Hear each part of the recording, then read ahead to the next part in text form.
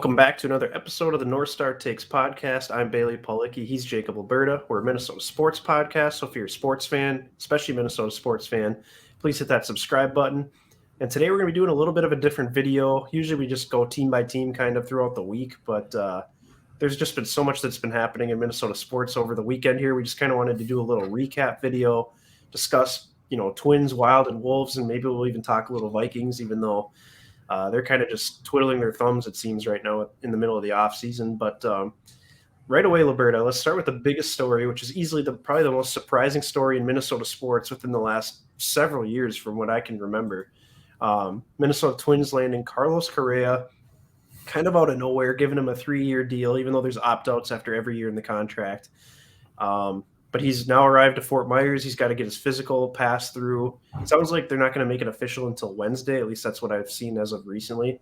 Mm-hmm. But you did a breakdown of this as well. I wasn't able to get on for that emergency podcast. But what are your thoughts overall here about the Twins landing just a superstar in Carlos Correa? Yeah, really, the more time I have to just let it all soak in, the more excited I get, just because it's really mind-boggling to me that the Twins, the Twins of all teams landed the top free agent in the MLB offseason. Quote unquote offseason, because obviously it's very condensed with the way the lockout happened and, how we're starting the season in just a couple of weeks. So it's a different situation, but still, like the Twins never do something like this. The most we've ever done is signing Joe Mauer that big contract back in the day after his MVP season, which obviously that was a huge moment in Twins history. And then our biggest free agent contract we ever doled out was the Josh Donaldson. That was still pretty penny, $23.5 million a year, but still wasn't like a marquee thing because he's in the twilight of his career. He's certainly aging. When we signed him, he was already like 34 or something like that. So now we're actually getting a guy that is legitimately the best player at his position in the league. A Gold Glover, phenomenal bat, the clutchest guy, I think, as far as hitters go in baseball, and 18 postseason home runs. He's only 27. He's literally in the prime of his career, and we got him. You would have just totally assumed like, oh, he'll go to the Yankees or he'll go to the Dodgers or something like that, and it'll just be a footnote or something like that. But no, he's coming here, and I honestly I can't wait for the press conference to hear what he has to say and really why he chose the Minnesota Twins. I know it's mind-blowing to me because nobody was talking about the Twins as a potential destination for Carlos Correa. No, they really kept us under wraps.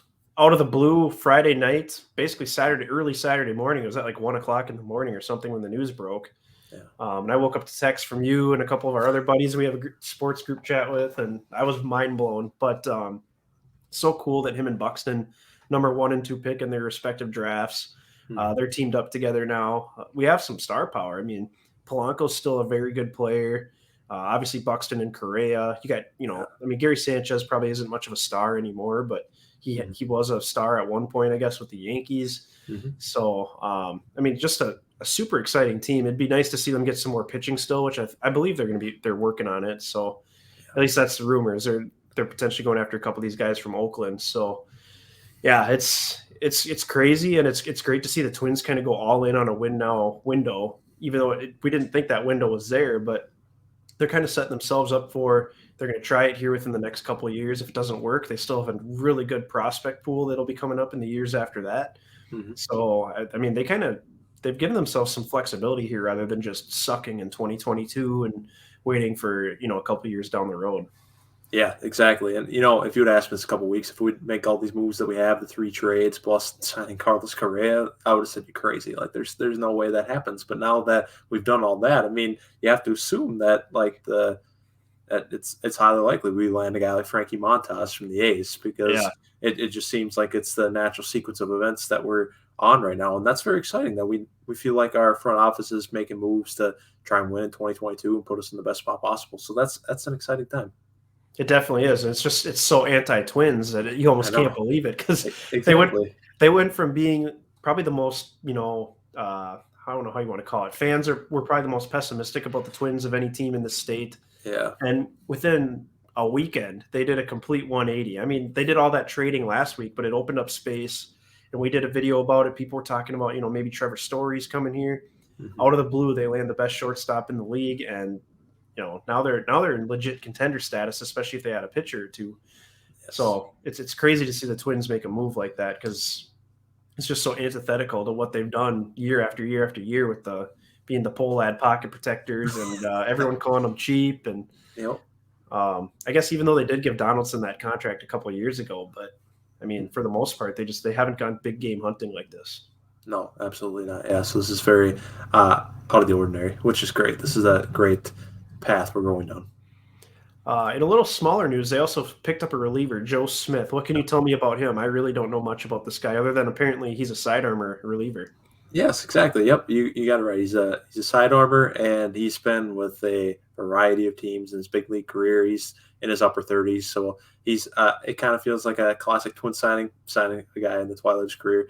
Yep. In contrary to what we were just talking about, but still, it's just adding a guy to your bullpen, so I'm fine with that. And he has had good numbers for the most part over the course of his career. Last season, he struggled with Houston, but then he picked up with the Seattle Mariners. Actually hadn't had a 2 ERA over the course of like 20-some games, I think it was. And over his career, he's been very steady, hovering right around a 3 ERA, which truthfully, I'll definitely take that in our bullpen when you consider how bad it was last year. And it was very few and far between when we had relievers even sub-4, which is pretty sad. Like, we should be able to set a higher bar than that. But still, I mean, hopefully he'll just be one of the guys in the middle of the bullpen that you feel like is okay. He's not going to be a total liability. So basically, that's all I would have to say about him. And then I kind of laughed about it at first, because at first, that truthfully, I remember him now that I look at a picture and then see all these things. But at first, I'm like, who's Joe Smith? This sounds like an alias or something. But yeah, that is crazy. And I'm glad we're doing something to our bullpen, because I was thinking about that too. You know, we need starting pitching, but we also need a little bullpen help after how horrid that bullpen was last year. Yes. I saw there was a quote from Rocco today, or it might have been today or yesterday, and he was talking about Yohan Duran, and basically about how he thinks they could use him in a variety of ways, basically insinuating that he could potentially be a bullpen arm because of his high velocity. And I'm just like, man, I know they did try to do that with Gratterall, and it's like, you can't keep converting these hard throwing guys to relievers, especially because, I mean, if they're able to be starters, that's such a weapon to have a starter that can throw upper 90s or maybe even 100. Yes. So I don't want them to mess around with that too much. Granted, they have a bevy of pitching prospects that are, AA or higher right now. So I mean, they know more about them than we do, I guess, but it'd be really nice to see a couple of these guys for sure turn out to be legitimate starting pitchers. Yeah, it'd be nice to see Duran get our starting rotation, because I just think back to before everything got weird after the 2019 season, and then we went to 2020, COVID happened, everything got out of flux, and there wasn't any minor league baseball and things like that. And then he got hurt last year. Before all that happened, and this was post the trade when we got him for Eduardo Escobar back in 2018, and then once he got in 2019, I remember seeing his stat lines felt like almost every time he came out in Double A, it was like, oh, he went 6 innings today, but he struck out 14 guys or something. So it's like, I want that guy in my rotation. I at least want to explore that idea. I don't know. I know if it doesn't work, it doesn't work. Then at least you tried it. But I would like to at least try it. And then if nothing else, like you said, he could be a very quality arm in the bullpen, just with high velocity, throwing upwards of 100. So I think Rocco's probably just leaving all options open, which is probably what he should be doing at this point. Yeah, I suppose you're right. I mean, nothing's set in stone. I have a hard time envisioning any of those guys probably starting the season with the major league club. Yeah. So as the minor league season moves along, we'll have more of an idea of what these starting pitchers are. I think Balazovic is for sure going to be a starter from what it seems. He's got really good stuff. So yeah, it'll be interesting. The Twins are definitely going to be fun to talk about, at least for a little while here. Maybe the season gets going and they suck again for some unknown reason. But I mean, at least for now, they're making moves. They're trying to be good, and they're trying to give this fan base to be something excited about, which we haven't been able to say about the Twins for a long time. No, yeah, it's been since that end of the COVID shortened season, because last year was just a big disappointment. So that wasn't worth getting excited about after it got to middle of May or something like that. So it'll be nice to have some new energy, new life here, that you feel like it's a new season, new opportunity. Absolutely. Let's transition into the hottest team in town, Minnesota Timberwolves. We just did a Timberwolves video recently, and we had a commenter basically say, like, oh, you guys are basically just saying they beat a bunch of bad teams. You're not giving them credit for how well they've played. And, he was kind of right. Like, we were still a little skeptical, I think, like, going into this tough stretch. Are we really going to be able to beat some of these good teams? But Timberwolves just absolutely smoked the Milwaukee Bucks on Saturday. And granted, no Giannis, but he was kind of a late-minute scratch. But they had the rest of their team. Brook Lopez was back. Really good win for the Timberwolves. They won by 19 over the Bucks. The game was never really in doubt, I would say, throughout the second half. just a good old-fashioned butt kicking. And, Ant's starting to look really good again. He had 25 points. Cat had 25 points. D'Lo, I think, had 16 and 9. Just a really good all-around game. Naz Reid, good comeback off the bench after missing the last few games. So, the Timberwolves are hot, and they have some really important games coming up. They play the Mavericks twice. They got Phoenix Suns, best team in basketball. I mean, what are your thoughts on this Wolves team, man? It seems like every game they play, the bar just keeps getting higher. Yeah, I know, right? They feel like they keep reaching new heights, and I know you mentioned that they're the hottest team in town. They are, but I mean, they're the hottest team in the NBA right now, and I know we talked about that. They're the best since the All-Star break, and there's just more of the same against the Bucks, which is just fantastic to beat the defending champs up like that and win by 20 and really leave no doubt. I think that's awesome, and I know, again, I'm throwing in the caveat that's like Giannis was out, and that obviously makes a huge difference because Giannis is Giannis, and he's like a 2-time MVP, Defensive Player of the Year, NBA champion. I mean, that makes a big difference. But still, that's still a quality team around him, and you still handily won. So that's a good start to this tough stretch of games. Now, I think this is what it's all about this week when you're playing the Mavericks twice, playing the Suns, and you cap off the week with the Celtics. Like, these are some of the best and hottest teams in the NBA right now. So you really get the cream of the crop and testing your mettle and see where you really stack up. So I'm super excited for this week. We haven't had this meaningful week or this much anticipation against good teams in this kind of stretch towards the end of a season in a long time. I mean, since there's obviously, we keep referencing Jimmy year because that's the only year you can really remember the Wolves having success for a long time. But this is even better than that, in my opinion. So I honestly can't wait to watch each and every single game. Got to watch it wire to wire and see what happens because, I mean, you never know if we come out and like still put up our classic 120, 130, 140 points or something regulation against a team like the Suns on Wednesday night. Like, man, I think that'll send some shockwaves around the league that this team is a force to be reckoned with. And I mean, we got the best scoring trio in the league. Like, I don't think you can convince me otherwise of anybody else. So I love where we're going. I want to keep riding this high as long as possible. And it's all you can ask for is to be peaking at the right time. I mean, with 10 games left in the season, an 82-game season, and we're literally playing our best basketball, keep topping every performance the next night out. Like, this is exactly what you'd hope for. Absolutely. I couldn't agree more. I think I saw a stat. It was probably from Dane Moore. They've scored over 110 points in 11 of their 13 games since the All-Star break. The 2 games they haven't, they've lost. So it seems like 110 is kind of their magic number, even though they're averaging well over 120 since the All-Star break, which is insane. But I'll say this much. I mean, Cat is playing at an MVP level. I'm sure he's not gonna get any MVP conversation because I know the way the national media works with the Timberwolves. I mean, there's no respect there. Cat deserves way more love than he's getting, and especially at least, if nothing else, if it's not from the media or the fans, whatever, but at least from the NBA officials, like, credit this man and give him his due because this man has earned his stripes. He's one of the best players in the league. He should be getting those superstar calls that he just is not right now. And if anything, it's the opposite. They keep giving him all these stupid foul calls, and I get sometimes he gets a lot of control, but still, I've had enough of that. Yeah, I couldn't agree with you more. I mean, the way the refs ref him it's unbelievable. It's like, the dude's getting hacked down low. They don't give him a call, but then he like slightly bumps somebody on the other end of the court and they're calling a foul. And then of course that gets him fired up and he's getting technicals and he's got to be careful with that. I think he's only got 3 more technicals to go before there's a suspension or something. So yeah, we got to keep that under wraps. Yeah. So, I mean, hopefully it doesn't get to that point, but he's playing at an MVP level. And I really think he deserves more credit on a national level. And Chris Finch, without a doubt, in my mind, should be coach of the year. I mean, you look at the difference from teams from last year to this year. You can talk about the Cleveland Cavaliers. You can talk about the Grizzlies taking a massive jump up to the 2 seed. Yeah. Even like Monty Williams and the Phoenix Suns. Like, obviously, they're just a fantastic team. But in terms of just a drastic turnaround, the Minnesota Timberwolves, it's not even close. I mean, this team is way better than people thought they were going to be. And it's all due to Chris Finch. And, and we're peaking at the right time, beating some good teams while we're doing it. As I'm looking at the NBA standings at this current moment, the Timberwolves are the 6th seed because the Denver Nuggets lost tonight to the Boston Celtics. Yes. So the Timberwolves are the 6th seed. We're a game and a half back of the Mavs for the 5 seed. Mm-hmm. And we play them twice this week. So, I mean, this is super exciting stuff here. I know we have a chance literally to move all the way up to number 5 if we keep playing well, and that's really exciting. That's more than I could have ever dreamed of. I mean, and you think about that Coach of the Year race, and you think about all the contenders, all the candidates for that, and all of them are very deserving, as you mentioned.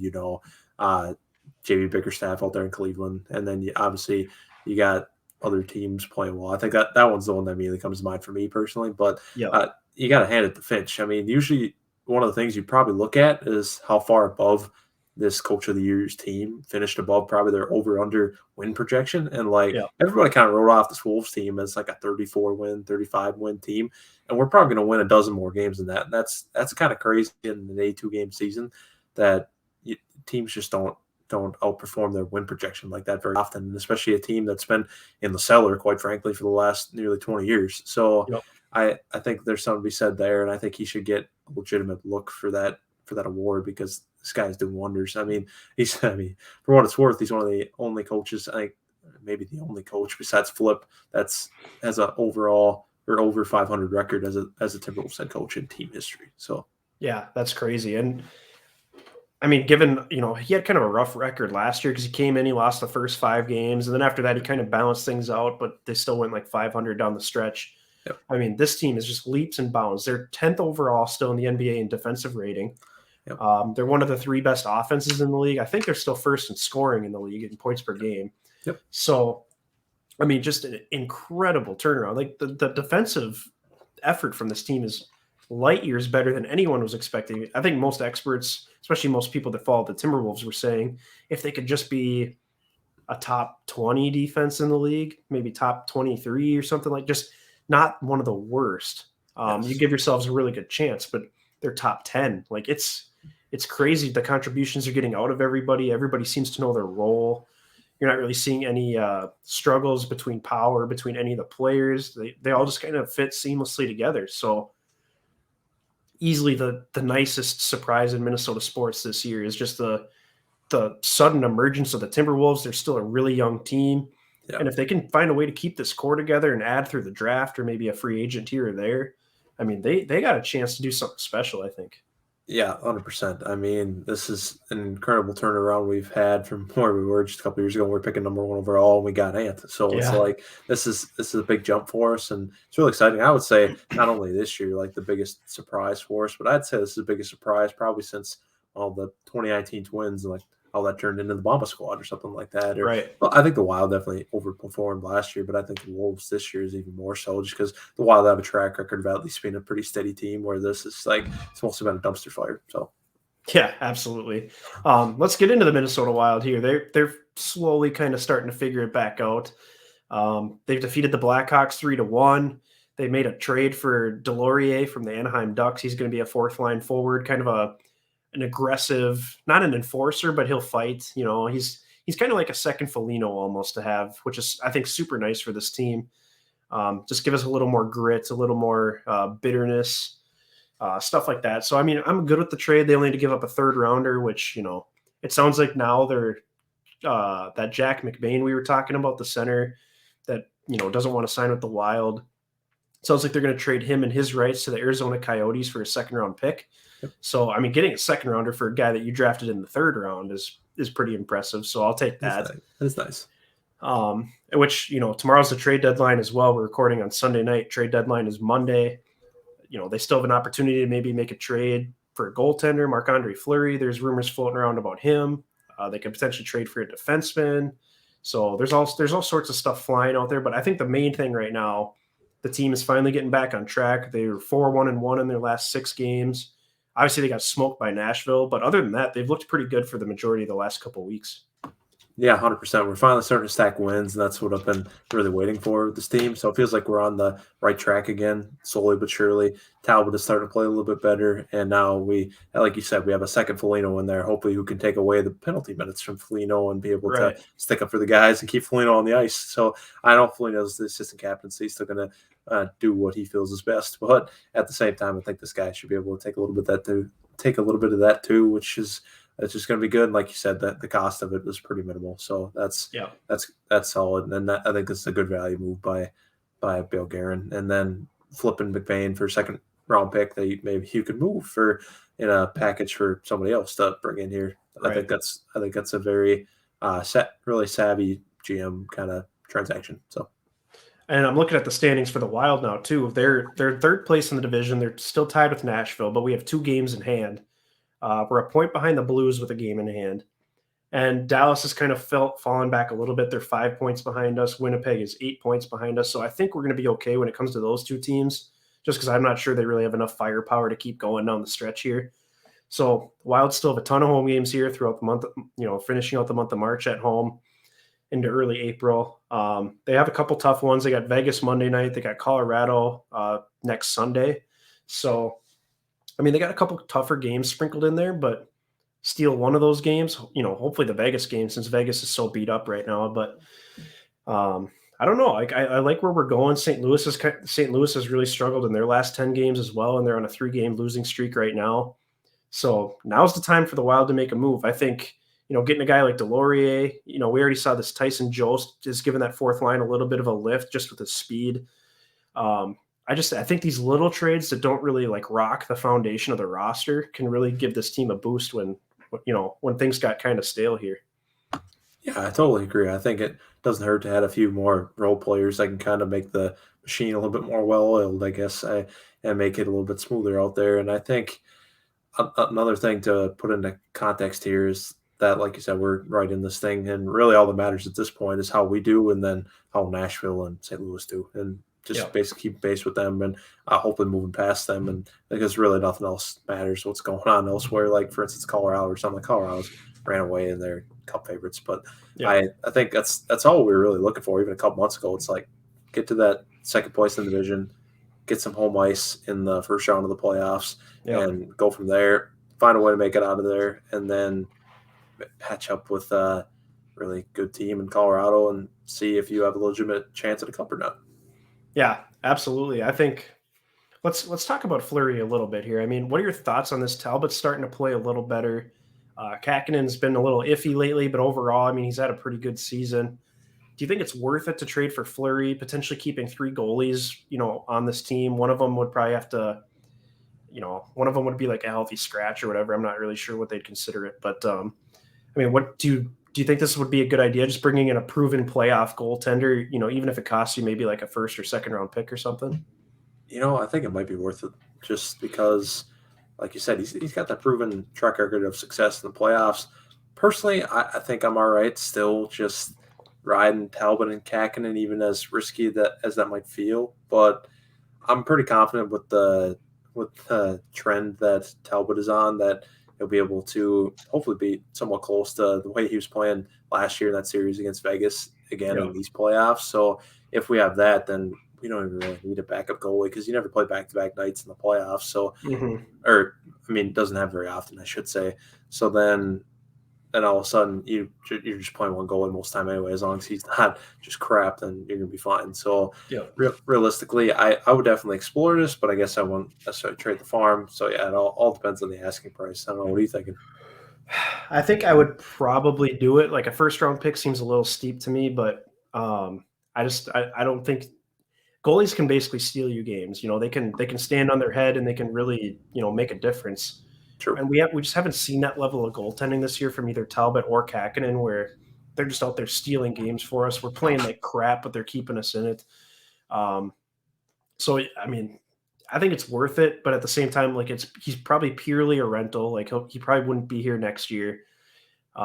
You'd kind of risk, maybe pissing off Talbot or Kakinen. You probably don't need to worry about too much because he doesn't have much clout. But like Talbot's got a,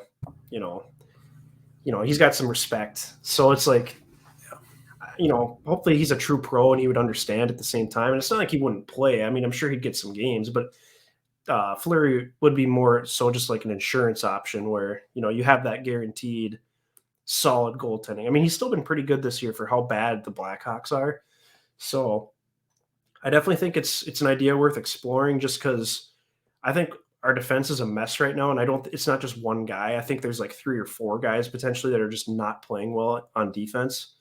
So I think if you get a goaltender that can get in there and steal you some games, I think that can fix a lot of those problems. It's kind of like in football where you get a mobile quarterback because you have 3 offensive linemen that are just atrocious, Yeah, that's true. I like that comparison. And like you said, goalies can easily steal you games, and really all it takes is outstanding goalie that feels like they can block anything, and then you score a greasy goal or two, and then all of a sudden you win the game, even when you might not have been deserving of doing so. So Yeah.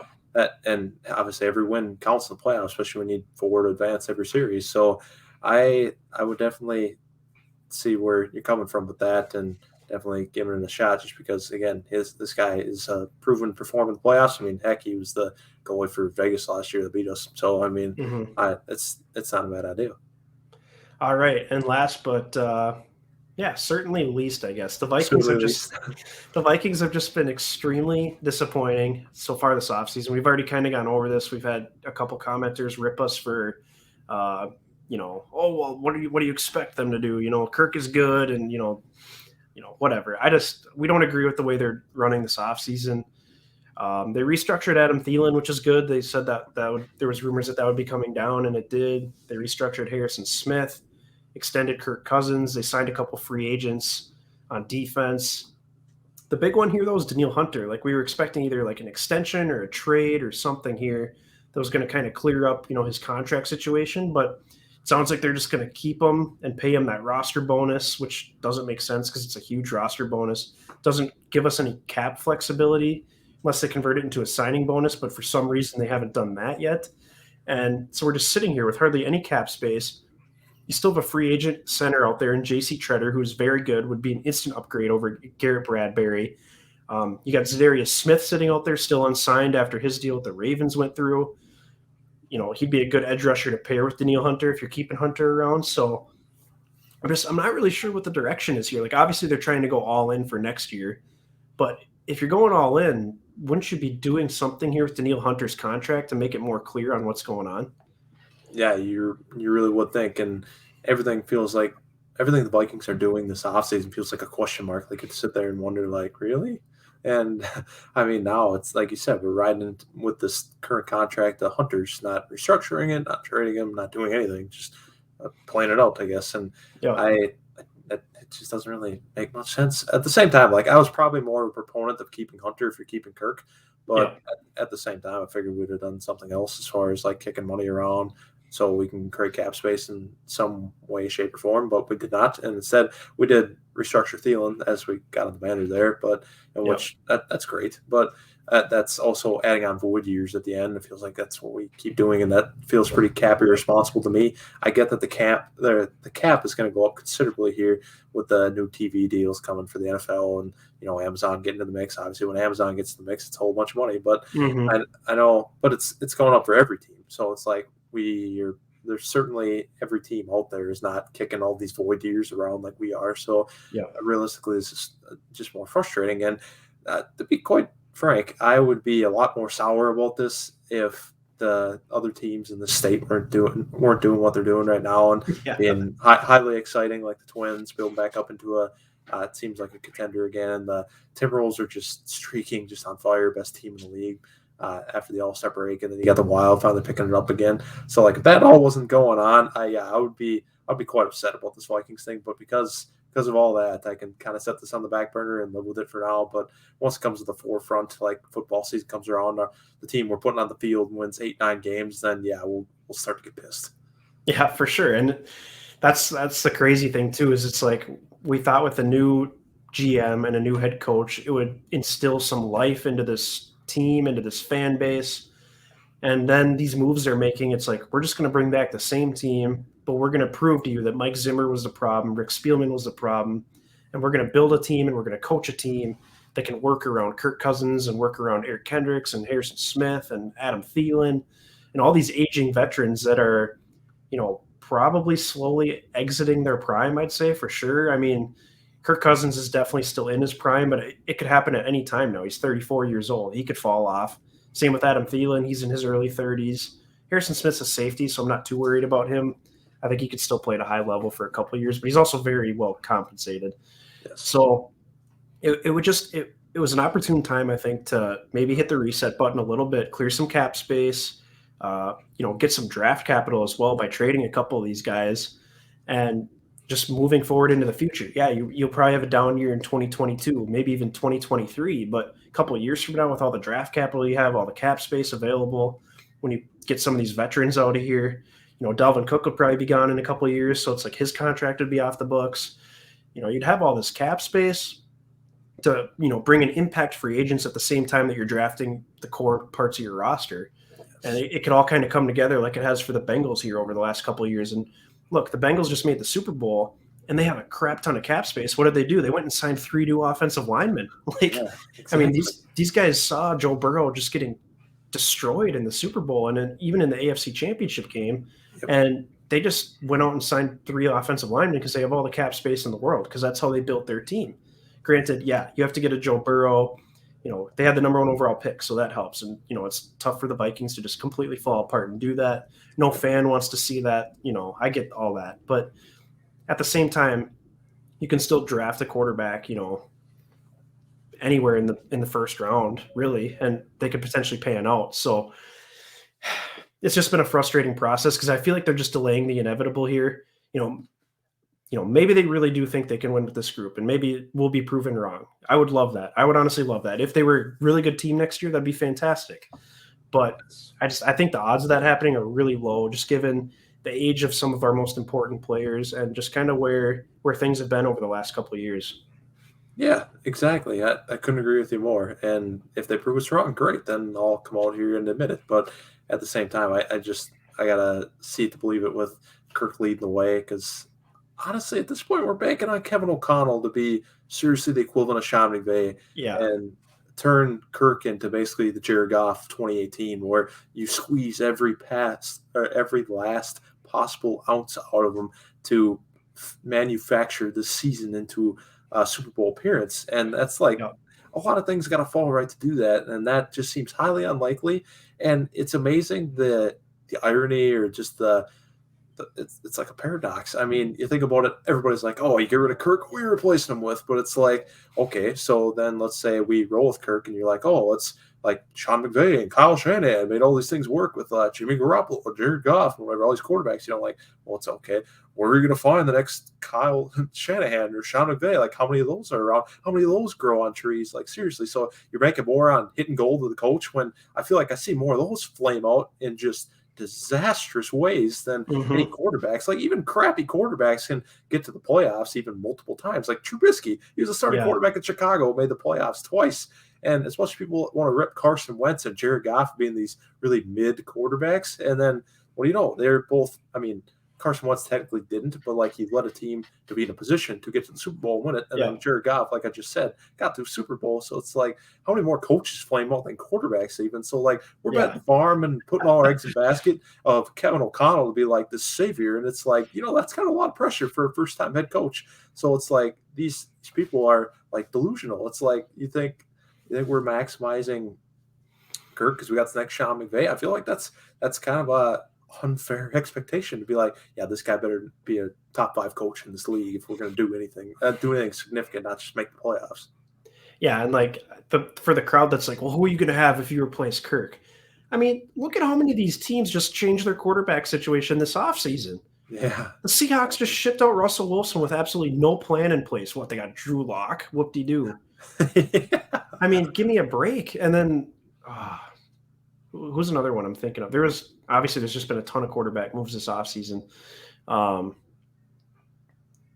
Indy trades Carson Wentz. I mean, yeah, he wasn't great, but they have no freaking plan at quarterback right now. They don't have a first-round draft pick. They might be getting Baker Mayfield now that Deshaun Watson's going to the Browns. But like, even the 49ers, like, well, what are they going to do without Jimmy Garoppolo? Trey Lance might not be ready. It's like, no, that's their plan. Like they planned for this, last year. That's why they traded up to get Trey Lance. It's like teams do this all the time. And we want the Vikings to do what all these other successful teams are doing. And they're just not doing it. We thought with the new regime that they'd be able to come in and realize that and maybe get started with that process, but it certainly isn't happening this year. It doesn't look like. So I think that's what's been so disappointing is we were ready for the Vikings to kind of follow the lead, I guess. We're never the trendsetters, so we got to follow the lead of what all these other successful teams are doing. And we thought with maybe getting an analytical GM, a young, attractive, offensive-minded head coach that, maybe those were steps in the right direction. But for some reason, they just think that they can run it back basically with this team we already had that, Yeah, they won 8 or 9 games, and Zimmer wasn't great at end-of-game situations, but we still lost to a winless Lions team. We lost to the Cleveland Browns at home when they only scored 14 points. Like, a lot of that is unacceptable, and a lot of that's on the players. And you've even heard guys like Adam Thielen say, like, the players are just as responsible as the coaches for these losses. So, I mean, I get that they have to say that sometimes, but a lot of this lands on the players too. It's not just Mike Zimmer that was bad last year, you know? Yeah, exactly. It's not like we're just kicking him out and then putting O'Connell in. It's like, okay, everything's okay. Now we're going to win immediately 4 more games. Like a head coach is not going to sway it that much. I mean, you got to be serious here. I think at most it's probably 2 wins, but even then, I don't know, that could be generous. But like you said, at the end of the day, too, it's just on the players to go do their job. Yeah, exactly. So maybe we'll get more clarity on this Daniil Hunter situation. I really hope they're able to at least sign like J.C. Treader, because if you're going to try and win it next season, I mean, get Kirk Cousins some offensive linemen. We've got a pretty decent, start.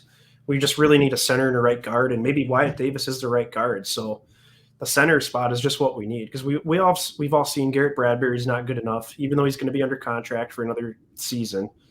Because I would imagine they're not picking up his 5th-year option. So, he'll be around, but he should not be starting. So it'll be interesting. It'll be interesting to see what they do. You got the draft coming up in a little over a month, which that's always exciting. So I guess any other final thoughts from you, whether it's on the Vikings or any of these other teams before we take off here on our long-winded episode? Yeah, I'd just say put the Vikings on the back burner until you get to around draft time, until something notable happens, because they just feel like a big disappointment right now as far as this offseason goes and start to this new league year. So definitely hone your energy in on these Twins that are going to start the season here soon, and especially the Wolves and the Wild, as they're going to get into the playoffs here very quickly. So I think that's a lot more worth buying into at this point. Yeah, I agree with you. And the Wolves are going to take us basically up to the NFL draft. I think the NBA playoffs start April 17th, I think, or something along those lines. So they'll, as long as they get in a series, they'll be playing up until the draft. The Wild for sure will be, because their playoffs don't start until May. Yep. And then the Twins will be starting here in early April as well. So, I mean, we're going to have all these teams to kind of help us, get through this Vikings offseason mess. And then, of course, by the time the Vikings season rolls around, we're going to be excited and ready for that to happen. But for sure, for the time being, I guess, yeah, just enjoy what these other teams are doing, because obviously NFL is king, and, Vikings are the most popular team in the state. But there's a lot of good things happening with these other teams, and I think it's worth mentioning, and it's definitely worth enjoying. Yeah, certainly. I couldn't have said it better myself. Alrighty. Well, that will do it for this long edition of the North Star Takes podcast. Hopefully you've stuck around to listen to the whole thing. Please be sure to hit the like button on this video and subscribe to the channel if you haven't done so already. Feel free to give us a follow on both Twitter and Instagram, and leave your comments below. What are your thoughts on any of these 4 teams? The excitement with the Twins and the Timberwolves, the Wild finally figuring it back out, or the disappointment in the Vikings? So let us know your thoughts below. And until next time, thanks for watching.